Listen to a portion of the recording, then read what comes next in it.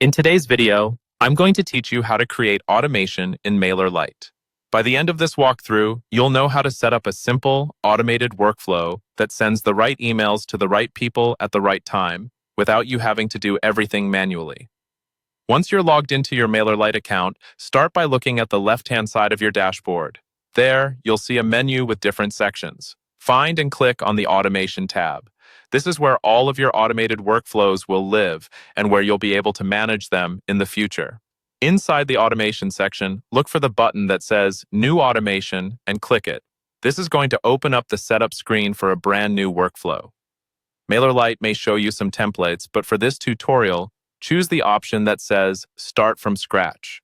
This gives you full control and makes it easier to understand what's happening at each step. When prompted, give your automation a clear descriptive name, like Welcome Sequence or New Lead Nurture. A good name will help you quickly recognize what this workflow does later on. Next, you'll need to choose a workflow trigger. The trigger is the event that tells Mailerlite when to start this automation for a subscriber. A common example is when subscriber joins a group. This works well for things like welcome series or lead magnets because as soon as someone is added to that group, the automation will kick off. Select the trigger that best matches how and when you want people to enter this workflow, then confirm your choice. Once your trigger is set, you'll see a visual workflow builder. Here, you can start building out what actually happens after the trigger fires. Click the plus icon to add your first action. You'll typically see options like email, delay, or condition. If you choose email, you'll set up a specific email that will be sent automatically.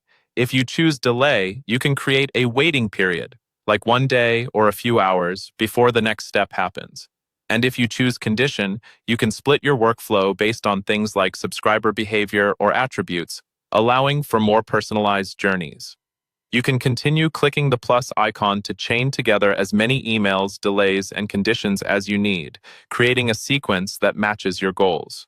Take a moment to review the entire path and make sure it flows logically. When you're happy with your automation, look for the workflow switch and toggle it from inactive to active. This is the final and very important step. Once it's active, Mailerlite will start enrolling subscribers who meet your trigger conditions and run them through the workflow automatically. If you ever need to pause or edit it, you can come back to this automation section, adjust the settings, and update your emails or timing as your strategy evolves.